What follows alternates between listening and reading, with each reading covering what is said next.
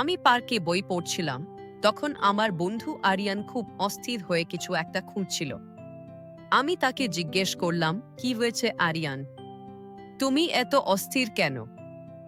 সে বলল, সারা সর্বনাশ হয়ে গেছে, আমার সাইকেলের চাবিটা খুঁজে পাচ্ছি না, আম্মু জানলে আজ আর রক্ষে নেই। আমি তাকে শান্ত হতে বললাম আর শেষবার চাবিটা কোথায় দেখেছে তা মনে করতে বললাম।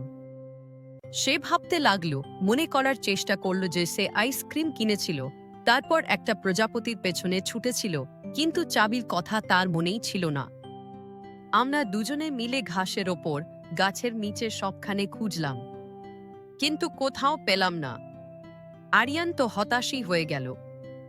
হঠাৎ আমার চোখে পড়ল ওর প্যান্টের পকেট থেকে কিছু একটা ঝুলছে। আমি বললাম, আচ্ছা আরিয়ান, তোমার প্যান্টের পকেটে ওটা কি ঝুলছে? সে পকেটে হাত দিয়ে হাসতে শুরু করল। চাবিটা তার ফুটো পকেট দিয়ে ভেতরে চলে গিয়েছিল। সে তো ভুলেই গিয়েছিল যে তার পকেটটা ফুটো। আমি হেসে বললাম, তুমি আর তোমার ভুলমনা স্বভাব।